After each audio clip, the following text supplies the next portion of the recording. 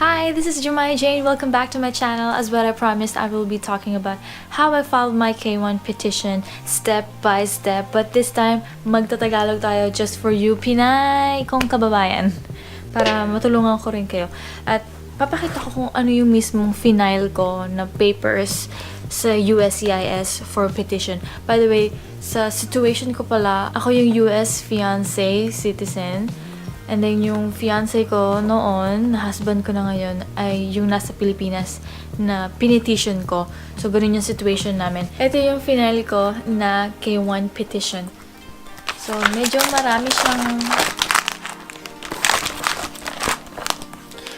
marami siyang papeles. So, isa-isa ko tong ituturo sa inyo. Kaya, stay tuned!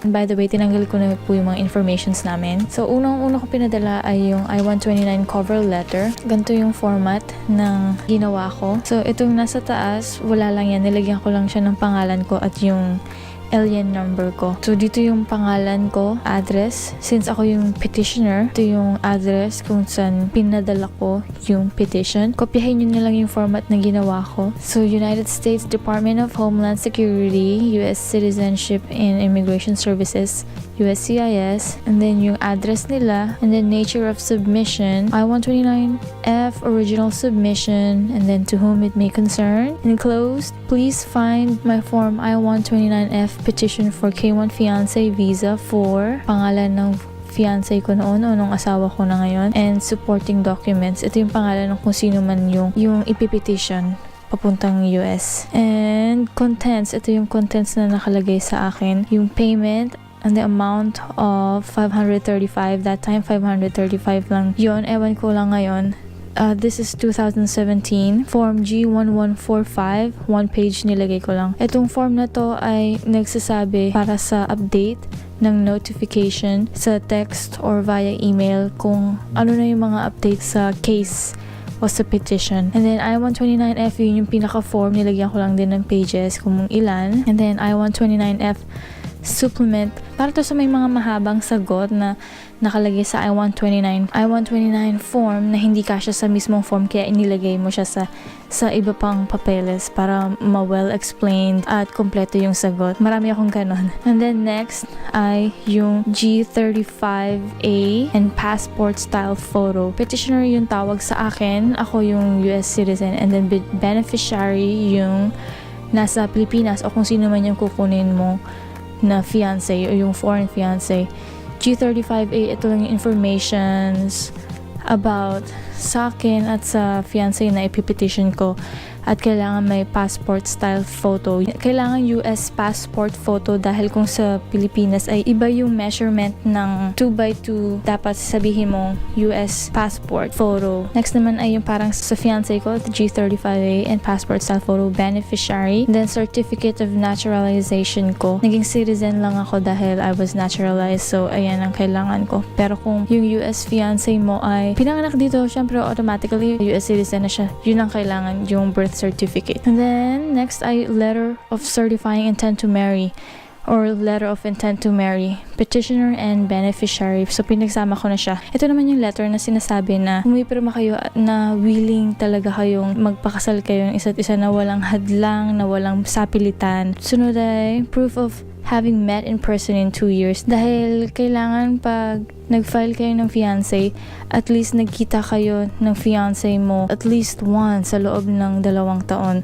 So, ayan yung mga proof ko. At inabot ako ng 14 pages dahil nilagyan ko siya ng captions, ano yung mga ginawa namin noon sa picture na yun, kasi nilagyan ko ng picture, kailan yun. And then proof of ongoing relationship, social media, messaging apps, conversations, calls, at 14 pages din siya. So ito yung mula nung umuwi ako galing Pilipinas, na nagkita kami ng fiancé ko. Ito yung proof na nag-uusap pa rin kami, na tuloy-tuloy pa rin yung relasyon namin, na hindi kami nagsistop na mag-usap. Ayun yung mga call logs, messages. So mamaya papakita ko, since Tagalog yung conversation namin, papakita ko kung paano ko ginawa yung akin, kasi you have to translate it to English so that yung mga officer na titingin ay maintindihan kung ano yung sinasabi nyo sa Tagalog. And then next ay engagement ring receipt and picture worn by petitioner. Yung fiancé ko, doon siya bumili sa Pilipinas ng singsing. So, pinascanned ko yung resibo. Pinasend ko via email yung resibo. At nung natanggap ko na rin yung singsing via mail din, pinicturean ko yung singsing and then I wore it. Kaya pinakita ko na meron talaga akong singsing at galing sa kanya dahil may resibo akong ipinakita. Then next ay proof of travel. Ito yung mga proof ko na umuwi ako ng Pilipinas at nakipagkita sa kanya sa fiancé ko. And then next ay yung huli ay hindi naman talaga kailangan. Nilagay ko lang for easy access for them na malaman yung background ko. Sa pinakahuli ay inilagay ko copies of documents submitted or exact photocopies of unaltered documents, and I understand that I may be required to submit original documents to an immigration or consular officer at later date and then signed by. Kailangan pirmahan yan. Don't forget, what I did is pinirmahan ko and then nilagyan ko ng date din bago ko siya sinubmit. Yun ang cover letter na ginawa ko. Scan copy lang to syempre. Ito yung check-in na binayad ko. So makikita nyo, 17 February 2017. And then pay to the order of U.S. Department of Homeland Security and then yung amount. And then amount in words. And then for I-129 petition for alien fiancé. So in reality, hindi naman magiging ganito yung itsura niya dahil kopya lang to. Itong mismong papel lang to ang nandito sa page na to, yung sa actual na sinend ko. And then next, G1145, e-notification of application or petition acceptance. So yun lang yung sinasabi ko na para lang makareceive ka ng electronic notification about sa mga nangyayari na or updates sa case. Then sa pinakadulo, dito ako pumirma and sinulat ko yung mga information ko. Ano yung pangalan? Applicant petitioner, ako yan. So, apelido ko, pangalan ko, middle name, then email address ko, and then phone number ko. Okay, next naman ay yung pinaka-form or yung petition for alien fiancé, which is Form I-129F. So, medyo mahaba to. Ito talagang pinakamaraming pages sa mga sasagutan nyo. Itong upper part na to, hindi nyo kailangan fill out yan dahil sa mga USCIS lang yan na officer or mga employees. Then, dito sa part 1, information about you. Ito ay ako o yung US fiancé. Syempre, family name ay last name, then name ko, middle name, and then yung mailing address. In care of name, hindi mo naman kailangan lagay ito kung may sarili talaga kang address or natatanggap mo personally. And then yung street number, kung saan nakatira yung US fiancé nyo. Apartment, kung nakatira sa apartment, anong floor, city or town, state, zip code, postal code, province, at country, syempre USA. And then alien registration number, dahil meron ako inilagay ko dyan. And then city, town, village of birth. So, Pilipinas ako pinanganak. Country of birth, Canaman, Philippines. Then next, date of birth, follow nyo lang yung ganyang format. Syempre ako, so female. Marital status, single ako. Nung final ko to. Other names before dito nyo ilalagay. And then, social security number. And then, name of prior spouse. Ito yung sa mga may fiancé na dating may asawa noon. So, dito nyo lang ilalagay. Spouse number 1, number 2, kung ilang beses sila nakasal noon bago nyo siya na-meet. So, 12C ay continuation lang to ng name of prior spouse number 2. And then, next, yung number 13 ay my citizenship was acquired. So, ako ay naturalized, kaya naturalization. Have you obtained certificate? Dahil ako ay naturalized, kaya yun naman yes. And then, nilagay ko yung certificate of number na makikita rin sa certificate of citizenship. And then, place of issuance, and yan ginanap, and date of issuance. So, lahat ng information yan ay nandun sa certificate. And then, number 14, have you ever filed for this or any other alien fiancé or husband-wife before? So, nakapag-file na ba noon ang US fiancé mo noon? Ako ay wala pa, so I said no. And then, if yes, provide the following. So, since no one's a good go, I don't need to fill all these 14A to 14H. Part 2, information about your alien fiancé. Ito na yung about sa fiancé ko noon na nasa Pilipinas. Identify the classification sought for your beneficiary. Ayan, K1, last name, first name, middle name. Number 3, alien fiancé's mailing address. Ano yung address nila sa Pilipinas? Street number and name, city or town, postal code, since we don't use zip codes of Pilipinas, and then province. and then country Philippines. Mahaba yung address ng husband ko sa Pilipinas. So dun ko ilalagay sa supplement page na sinabi ko sa inyo na pag hindi kasya yung sagot ay dun yung ilalagay sa papel. And next, number 4, saan pinanganak si fiancé sa Pilipinas? Country of birth, Philippines. Kailan? Date of birth. Country of citizenship, syempre, Philippines. Male. Single siya. Others names used. Wala naman siyang nagamit. For the alien registration number, I leave it blank dahil wala naman siyang records sa US. And then, next, part 2 information about your alien fiancé continued. So, continuation lang. US Social Security number, wala dahil hindi naman nga siya sa US, sa Pilipinas to. Name of prior spouse, kung may dating asawa yung fiancé ko noon, which is wala naman. So, I skip both. Number 15, has your fiancé ever been in the United States? So, no, dahil never pa siya nakapunta sa US. Kung nakavisit na yung foreign fiancé na nasa Pilipinas, yes ang sagot dito. Just fill out the rest of number 15s. For me, since it's a no, so I have to skip it. Then number 16, these are all about sa anak ng foreign fiancé na nasa Pilipinas. So since wala naman, so I left it blank all the way down. Child 3 of alien fiancé, which is wala, so I left it blank up to 27H. And then next is 28, address in the United States where your fiancé intends to live. Saan kayo titira kapag yung fiancé mo ay nakapunta na sa US? So dito ko nilagay yung address ko. Your fiancé's address abroad. So ito yung address ulit ni fiancé sa Pilipinas. So lalagay ulit.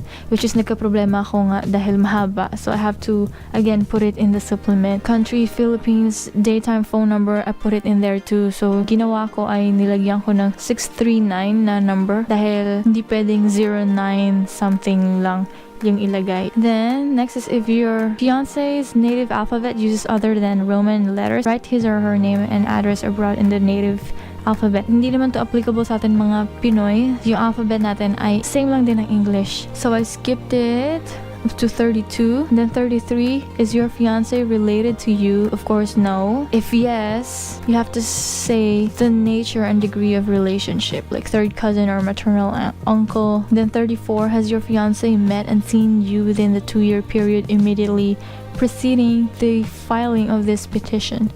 So yes, nakita kami. And then here, 34A, describe the circumstances under which you met. Tinatanong, paano kayo nagkakilala? Siyempre, hindi naman mo may explain lahat sa ganyan lang na space. So, kaya nilagay ko siya sa supplement page. Gayahin nyo lang if you want, but it all depends on you kung anong diskarte nyo. Just label it correctly and clearly. Then, number 35, did you meet your fiancé or spouse through the service of an international marriage broker? Kami naman ay hindi, so no. And then if you answered yes to this, then you have to provide the information. So kung mahaba, ilagay nyo lang din sa supplement page. Next is information again continued. Your fiancé will apply for a visa abroad at the American Embassy or Consulate at Manila, Philippines, dahil dyan lang naman makikita ang US Embassy. And then part 3, ito ay para sa mga armed forces na nasa overseas. Sa akin hindi naman applicable to, so I skipped it. And then on number 2 here, dito na magtatanong sila ng mga questions na usually no ang sagot unless it applies to you. So like domestic violence, sexual assault, kung nag-commit sila niyan, mga ganun, homicide, murder. So, of course, it is all no. 3 or more convictions for crimes relating to a controlled substance. Kapag yes ang sagot mo sa previous question, ito naman yung mga fill out mo. Since no yung sagot ko, skip it and then skip number 4 as well. Last page, signature of petitioner. Nag-sign lang ako dito. When ko sinubmit, phone number, email address ko, signature of person preparing this petition if other than petitioner, yung information about sa nag-prepare ng petition na to. Since hindi naman applicable sa akin yung last, dahil ako lang ang nag-file, hindi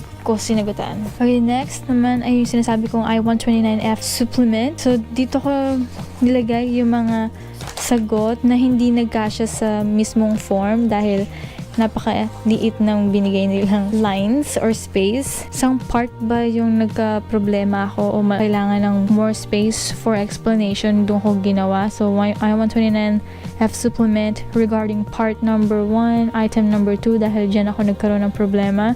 So, gayahin nyo lang din yung form and then my explanation. And then, ito yung lagi sa address ko dahil yung address ko medyo mahaba at complicated nga.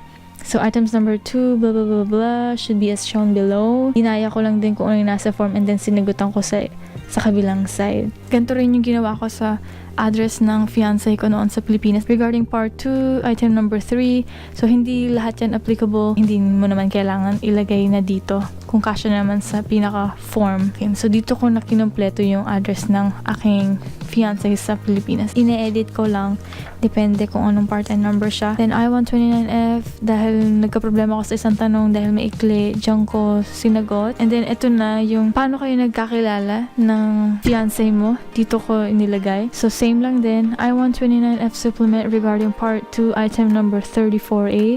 Then yung explanation ko, dun mo ikikwento lahat-lahat dahil babasahin talaga ng mga officers yan. So kung kailangan yun pa ng more pages, ilagay nyo lang, go lang. Sa akin kasi maikli lang. Pero kung mahaba man yan, di mas maganda, di ba? Okay, next ay yung 325A or biographic information. So tag-isa kayo ng fiancé mo nito. Last name ko, name, middle name, female, date of birth, syempre citizen, USA, at yung alien number ko. Information about your parents, ilagay nyo lang dyan. And then dito para sa akin ay hindi naman applicable, so I put none. And then yung residence ko noon sa US, nilagay ko dyan. So marami, palipat-lipat ako noon. At dito ko nilagay yung address ko noon sa Pilipinas. And then saan ako nag-work dito sa US. Ito yung mga previous jobs ko noon at yung current, yung present na job ko. And then last occupation na nasa ibang bansa. So yung nasa Pilipinas ako, nagtrabaho rin ako, so dyan ko inilagay. This form is submitted in connection with an application for other, and then I put I-129F. Dito ay pirma lang at saka date. Nilagay ko lang din yung last name ko, name, middle name, alien number ko. And by the way, kailangan din may naka-attach dito na US passport photo 2x2 size yon. Lagyan ko lang ng paperclip up, nilagay ko yung picture ko dito. And then, ito naman yung para sa fiancé ko that time. Same lang din, fill out ko kung paano yung sa akin as a petitioner. Same lang, other, I-129F. Then signature, then name, alien number, dahil wala naman siyang record dito sa US, so none ang inilagay ko. So sa pirma, kung nagtatanong kayo paano napirmahan ng fiancé ko to, ang ginawa ko, sinend ko to sa kanya via email na naka-filled out na. At pinarint niya at pinadala niya sa akin yung papeles sa Pilipinas para mag-gather ko lahat to. So humingi ako ng maraming kopya just in case lang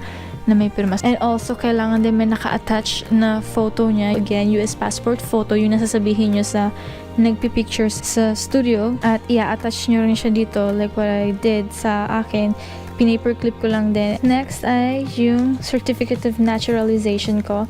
Kung ang fiancé nyo naman ay born sa US, by birth naging citizen, ay kailangan ng birth certificate, not naturalization. So dahil ako ay naturalized, ay yan ang sinubmit ko. So ganitong format yung inilagay ko. So name and address ko sa USCIS address nila, and then nilagay ko to whom it may concern. Please find below copy of my certificate of naturalization. Copies of documents submitted are exact photocopies of unaltered documents, and I understand that I may be required to submit original documents to an immigration or consular officer at a later date. Then signature. Then ito yung naturalization ko. No need to submit the original birth certificate, kahit scanned copy lang. So here is the fiancé letter of intent naman. Same format lang din. Binago ko lang yung title. The name and address ko. Then Homeland Security address nila. And then I just put, Dear Sir, Ma'am. Gayahin nyo na lang if you want, or you can make your own words. Then my name, do hereby state that I am legally able to, willing to marry, pangalan niya, and intend to do so within 90 days of his arrival into the US using the K1 visa. Then pangalan ko, and then I signed. And then same lang din sa aking fiancé, inedit ko lang. So same title. Dito naman pangalan niya and address niya sa Pilipinas. And then Homeland Security, then address nila. Then same lang din, Dear Sir, Ma'am, tapos pangalan niya, to hereby state, blah, blah, blah, blah, and then pangalan ko, blah, blah, blah, using K1 visa, and then yours truly pangalan niya, tapos pinirmahan niya. Next is proof of having met in person in 2 years. So parang gumawa lang ako ng project nito. Simpleng project lang actually. So it all depends on paano nyo siya pagagandahin. Ito yung pictures namin mula nung dumating ako sa Pilipinas hanggang sa makauwi ako. So ayan, nilagyan ko lang na description. This is our first first photo together when I got into the Philippines, blah blah blah. Nilagyan ko ng date, same lang din. Same lang, ganyan, saan kami pumunta, anong ginawa namin dyan, saan kami papunta niyan. Something like that. It all depends on your creativity naman. Pero I just made mine simple lang. Pinapakita ko lang kung paano ko ginawa yung akin. Okay, next is proof of ongoing relationship. So, ito na yung mga conversations namin and call logs. So, dito, nilagay ko yung screenshots namin. Sa Facebook pa yan. Post niya sa akin sa Facebook. And then, I put a translation to it. Again, Facebook post. Lagyan nyo ng translation sa baba. This is our conversation. So, since umuwi pa ako 2016, right? And then, I filed petition 2017. Ginawa ko every month, kukuha ako ng sweet messages namin and dun ko ta-translate. Screenshot ng messages namin and then translation. So, depende sa inyo kung paano nyo gagawin yung inyo. Sa amin, ganyan ang ginawa ko. Yan yung mga screenshot namin pag nagvi-video call kami. Ito yung mga call logs namin sa Skype. Proof lang na nag-uusap talaga kayo. Screenshot and FaceTime. So, sa last page ng proof of ongoing relationship ay nilagyan ko ng papel na nagsasabi na ako lang nag-translate nun at nakakaintindi ako ng English and Tagalog and vice versa. So again, ito ay name ko and alien number ko. So hindi naman talaga siya kailangan. Kaya ikan ko lang yan. And then, nilagay ko sa letter ay I, name ko, certifies that I am fluent conversant in languages English and Tagalog and competent to translate Tagalog to English and vice versa. Attached documents entitled Proof of Having Met in Person in 2 Years and Proof of Ongoing Relationship are complete and accurate translation of the documents. And then, I just put my signature in here. Nilagyan ko rin ang pangalan ko. Engagement ring receipt. So, ito yung para sa Sing Sing, para lang may proof. Kasi syempre, engagement, di ba kailangan may Sing Sing. Binago ko lang yung title. Same lang, pangalan ko, address, and then Homeland Security, tapos address ng USCIS, to whom it may concern. So, again, yung situation ko. So, that time kasi, pinadala lang niya sa akin yung Sing Sing. Humingi lang ako ng scanned photo ng resibo ng Sing Sing saying na siya yung bumili at nakapangalan sa kanya. Ayan, nilagyan ko ng explanation ko. Ito yung resibo, ito yung picture, at ito yung picture na suot ko siya. Next ay proof of travel. So again, yung papel sa harap, change ko lang yung title, tapos same lang, name, address, Homeland Security, address nila. So to whom it may concern, please find below copy of my flight itinerary and passport stamps when travel to the Philippines. And then nilagyan ko ulit ng copies of documents submitted or exact photocopies of unaltered documents. And I understand that I may be required to submit original documents to an immigration or consular officer at a later date. Signed by me. Paper mami yan, don't forget. Wala akong masyadong proof. Ang nilagay ko lang ay yung flight itinerary ko, yung ticket ko, at saka yung mga passport stamps ko na pumunta akong Pilipinas. Pero kung meron kayong mga natagong mga resibo ng hotels, mga travels nyo, na magkasama kayo na umuwi yung US fiancé nyo at nagkita kayo, mas maganda yon. Ayan, yun lang yung itinerary ticket stamp ng Philippines, kung kailan ako umuwi, at kailan ako umalis. At sa last na ginawa ko, na sinabi ko na hindi naman talaga importante at kailangan, nilagay ko lang siya para lang mas easy na ma-check yung background. Guys, ayun ang mga paraan kung paano ko final ang aking K1 petition. So, kung may mga katanungan lang kayo, comment down below lang and I will try to answer it the best way possible based sa experience ko. And by the way, hindi nyo naman kailangan isubmit kung paano ko siya sinubmit. I've seen a lot of people na iba yung ginamit nilang folder, iba yung ginamit nila, hindi talaga nakaganto, naka-envelope. It all depends sa inyo kung paano nyo siya ilalagay into one file. Sinambit ko yung akin via USPS. I think pwede rin siya sa iba other than USPS, but just look and double check it sa website nila sa uscis.gov. Again, thank you for watching, guys. Don't forget to like, comment, and subscribe. And next video, I will be talking about the next experience that I had after I filed my K1 petition and all the other stuffs. I will try to help you guys. Thank you guys. See you again next video.